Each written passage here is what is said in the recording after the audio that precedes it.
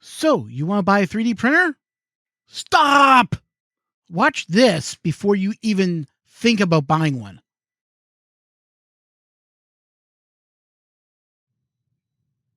Hi, everybody. My name is Ron. I am the host of CMP. So, we're going to talk a little bit about 3D printing, the machine itself, the object, how it works, the whole 9 yards. I know this is going to be a long video. For you guys that are already 3D printers, please, please, please comment down below. I want to hear from you guys, since you guys are also, the fans of the show. And to the new people, thank you for subscribing. Thank you for watching. If you're just watching, I want to talk to you about 3D printing. Now, a lot of people are looking to get into 3D printing. I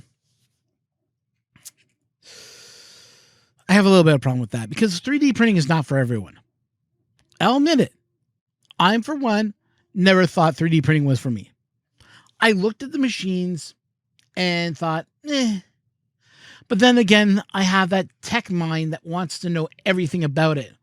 I mean, at a young age, I was taking apart converters, putting them back together without my parents knowing. And some of them never survived, unfortunately. But that's because I wanted to know how they worked.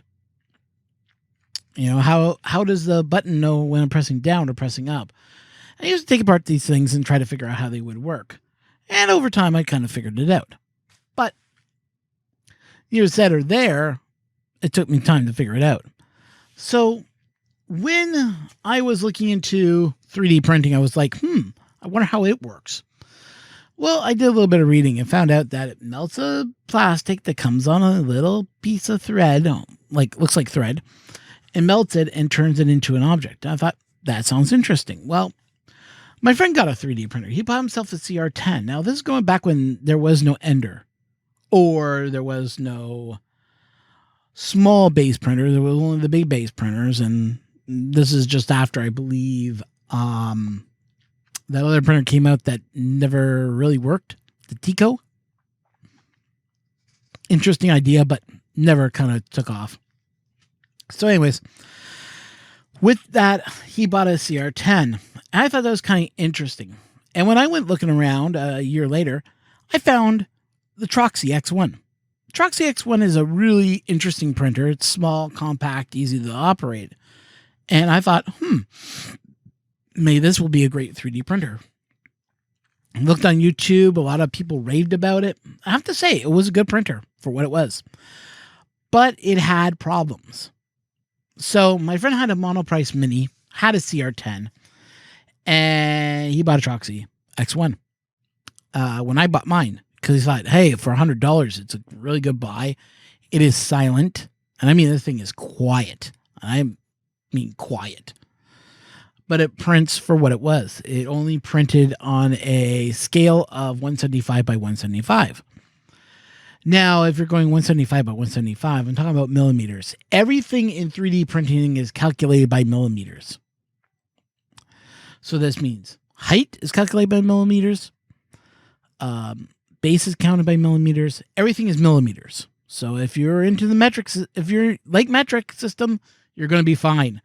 If you're not into the metric system, you're going to have to learn a few things. My recommendation, if you got a tape measure and you can find it, get one with centimeters on it. You'll thank me in the long run. But anyways,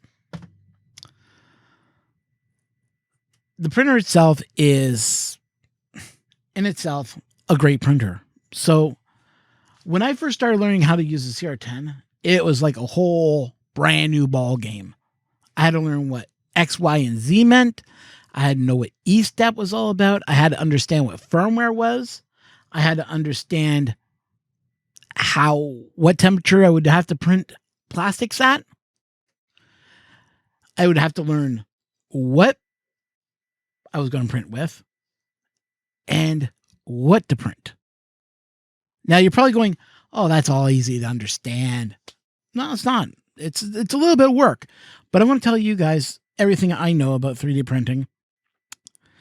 And the first thing I want to ask you is, what are you going to print with your 3D printer?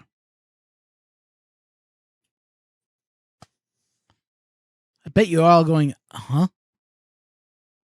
What is the purpose of buying the 3D printer? Are you planning on printing up objects?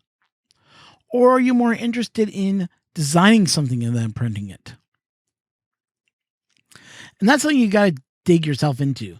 Where am I going to go with this and what am I going to do with it? Is it just going to, are you going to be doing anything with it? Well, if you can answer that question, then yeah, I'd say go buy yourself a 3D printer, because you just answered your first question that you need to understand is, why are you going to be using it? Because I can tell you right now, buying a 3D printer is not simply just buy it and it prints. It is not that at all. There's a lot more behind a 3D printer than what you think.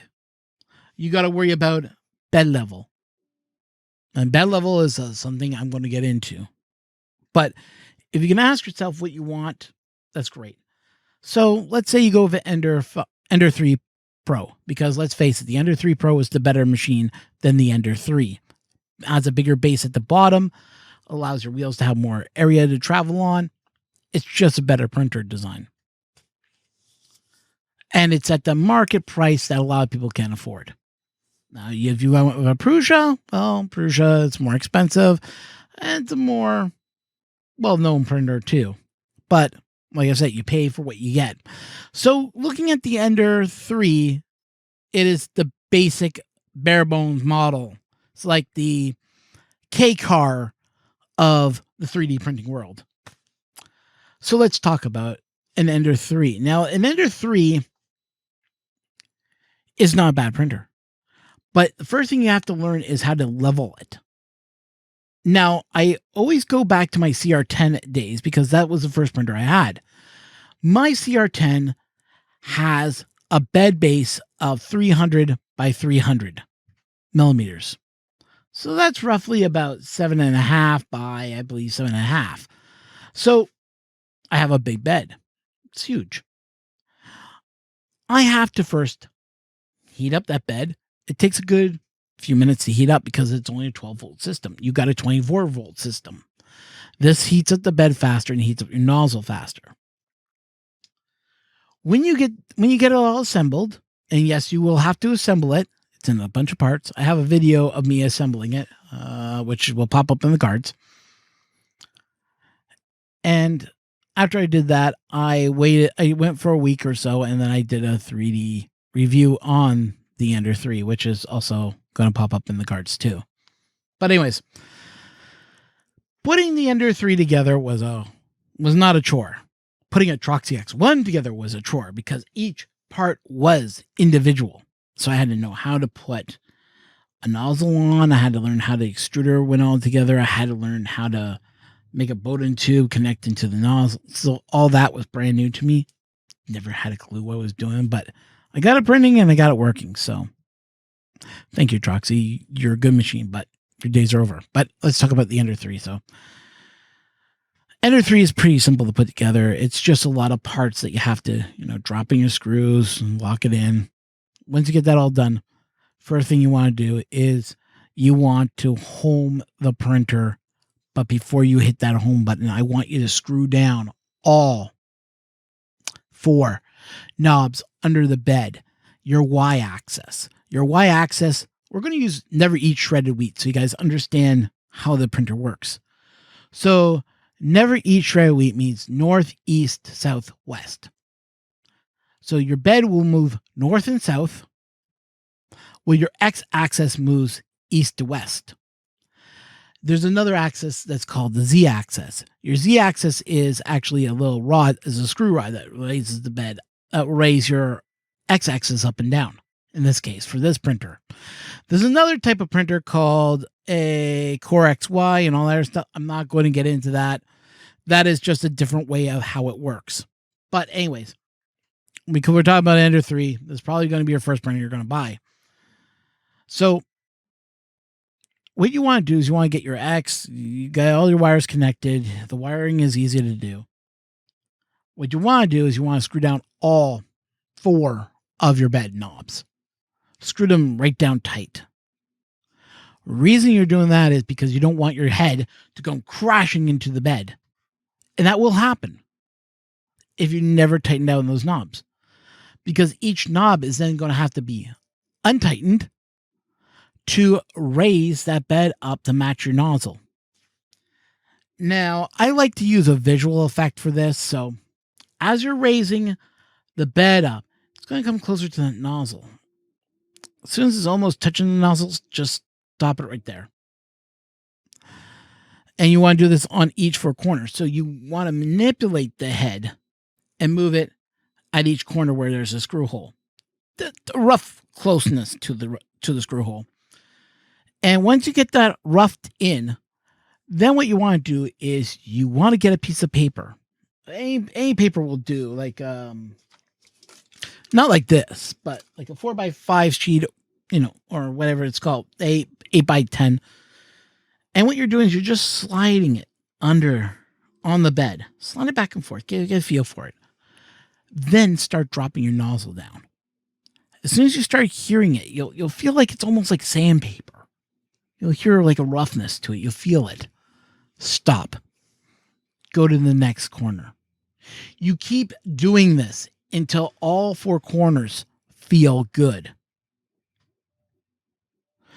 I know it's kind of hard to feel for the first time to explain it, but that's what you're doing. You're tramming the bed. You're getting it just right. As soon as you feel a little bit of roughness, just stop, go to the next head, and level it again. A little tip that I've learned while leveling beds and getting getting it just right. When you're doing that, make sure that you move the paper right from under the bed.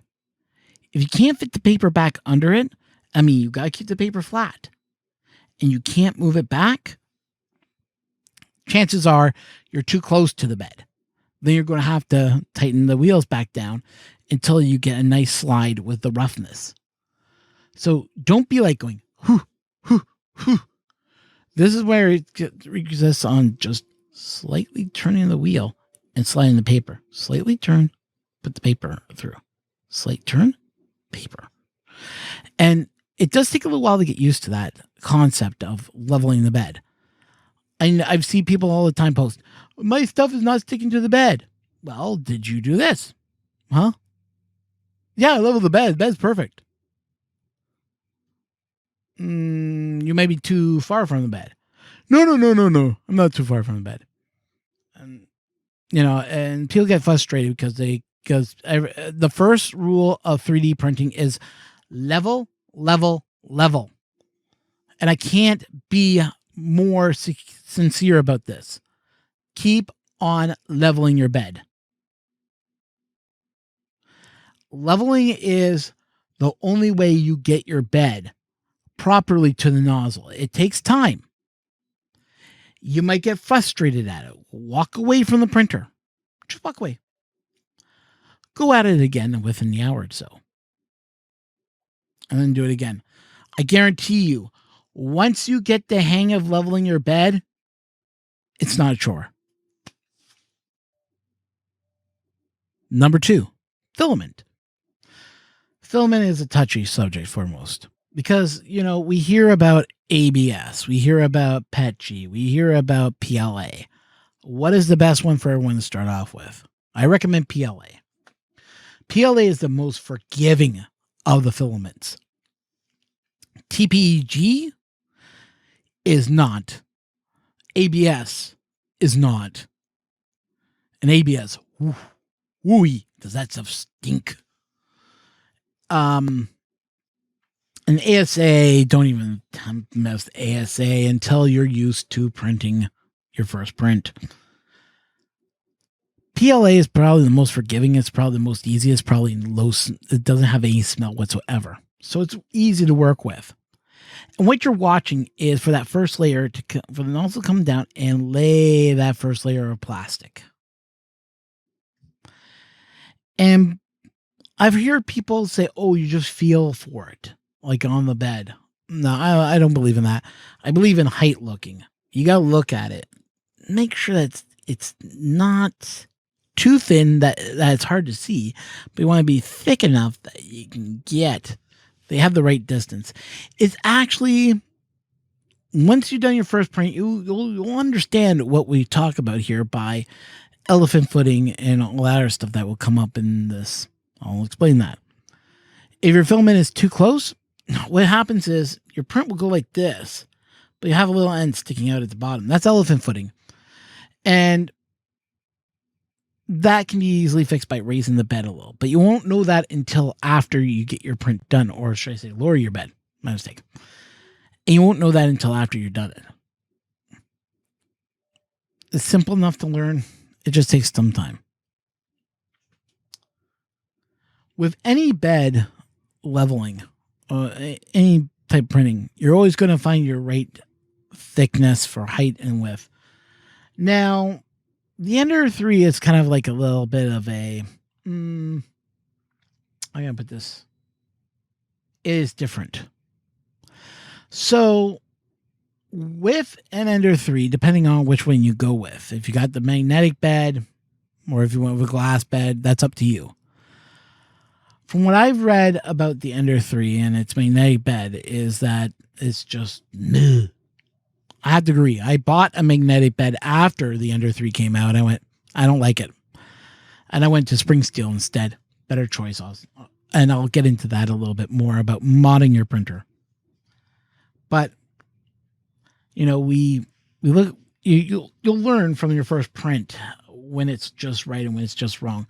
Now, remember, this is going to be trial and error. So just keep on trying again and again and again and again until you got it dialed in. But with PLA, it makes it such an easy way to do it. It's one of the cheaper of the filaments, which doesn't mean it's bad. It's just a little cheaper to make. But I have been seeing PLA prices rise up in the last couple of months. So be prepared to be paying a little bit more than what we used to pay, than what us old people used to pay for our filament. Be prepared that this can get expensive. But you'll have fun doing it if you've already enjoyed leveling your bed and you got your first print off and you're thinking, oh, right, great. Check it out. Make sure you got everything dialed in. Something to keep in mind is under extrusion. What is under extrusion? Under extrusion means the print didn't come out. It came off, but you're missing walls. You're missing sides. It feels like you can break it in your hand. The print is weak. You can peel off layers like this.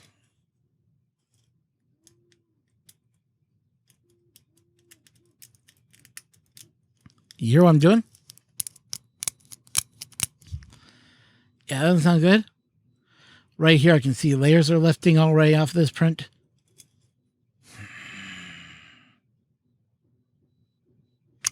That's under extrusion right there in a nutshell.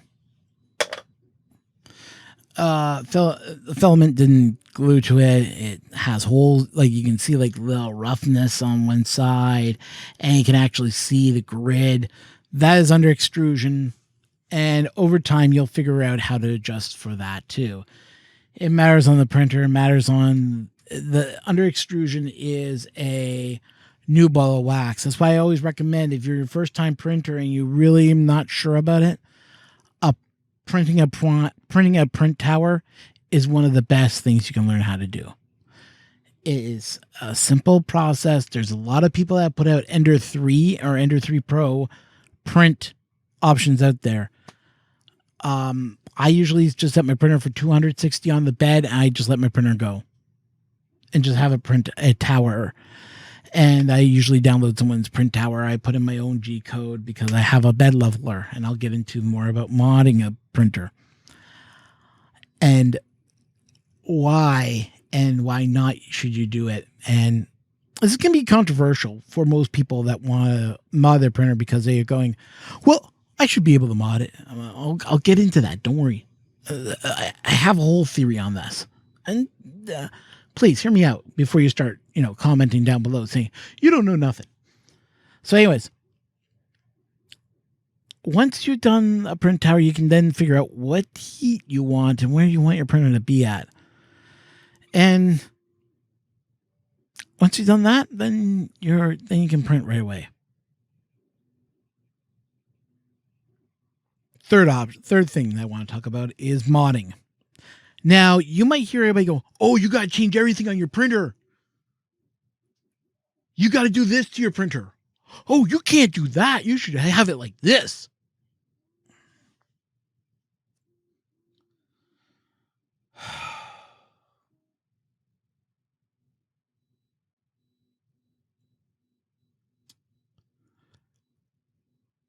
turn it all off. That's all I gotta say. You do not need to mod your printer. If someone tells you, mod your printer, it doesn't work, don't listen to them. Please. Modding your printer is a little bit more than just printing every part for it and make it look better. There are ways to mod your printer to make it better, yes.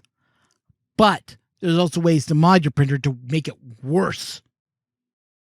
And I see it all the time. Oh, I did this and did this and did this and did this. And now it doesn't print. Yeah. I know why. Because you modded the printer. Okay. Now I'm going to get the hate comments, but I'm going to say this once and for all. Do not, for any reason, think that you should mod your printer until you've had a couple good months with it. I'm talking like 3 to 6 months before you start modding. Now, yeah, I can understand, you might not like where your filament spool sits, or you might not like it's dragging somewhere. I can understand putting a fix for that. But what I'm saying to you is you don't need to go modding everything in one shot and then expect your printer to work. It doesn't work that way. Straight up. It doesn't work that way. I can understand, changing your Bowden tube. That I recommend to everybody. If you get the white Bowden tube, wait until you can get it, but get some good Capricorn. Capricorn or TH3D, tough. But whatever you do, get some good tubing. I always recommend that on a first build. When I got my Ender 3, I went with the white tubing because I had it. I waited till Murph and I picked up some Capricorn because Capricorn is a better tubing. My next printer that I will build is going to be Capricorn. I don't care. I got Capricorn running on my 2 printers and I would never go back. It's just a good tube. Now, one of the ones I will recommend that you should do, one upgrade, is Luke Hatfield's, or otherwise known as One Bad Marine, on Thingiverse, is his idea to put Capricorn tubing. Let's take a little bit of tubing, stick it inside the extruder end, print this washer for it, and then put your on top of your grip so it holds your Bowden tube down. I do recommend that as your first upgrade if you're going to upgrade to Capricorn, because there's issues with this printer when it comes to tubing. But I'm not going to get into that. There's a lot of videos on that. Even my friend at the Edge of Tech, if you've never watched this channel, please subscribe to his channel. If you're already subscribed, you know what I'm talking about. His video he did of all Luke Hatfield's book on using the 3D printer. He covered it all in videos. I will have a link in the description, and a card might have just popped up for you to subscribe to his channel. So when it comes to modding, you really got to figure out what do you want. And I really mean, play around with your printer for about a couple months before you start buying, say, an ABL level kit or the other levelers and any type of level program, any type of level device that's out there. Play around with your printer first. Get used to your printer. Then go and buy an all level kit. But be prepared that you're going to have to redo the firmware on that board, and prepare for some learning how Adreno works, learning Marlin 2.0 if you're going to go that far. Just get used to that printer before you even think about modding it. I do recommend there are some things that you should do on your when you get your first printer. Like for the back of the controller board is open. for the LCD screen. I say, yeah, go print a case that mounts on the back of your Ender. Make sure you get the one that uses the same screws. Otherwise, you're going to be buying screws. And that's not a bad thing to have, is kicking around some M3, M4s, M5 screws. You'll find you run into a project where you need an M3 or you need an M4. But like I'm saying in this whole video, read about your printer. If it's not printing properly, level. If you think it's level, check it again. Just keep on going over and over and over until each piece of the paper feels like it's the right height. You'll know. You'll understand why I'm talking about sandpaper and scratching and everything else. You'll hear it. You'll feel it. Number 3. You don't need to mod your printer as soon as you get it. Yes, there are people like me that will mod their printer as soon as they get it. But then again, I used to have a printer. But I'll tell you something. When I got my Ender 3, you know what I did with it? I printed with it for about a couple of weeks to see how I thought about it. And then I modded it. A few mods I could recommend you looking at. 1. Go get yourself the Creality Red Extruder Kit. This is for your extruder.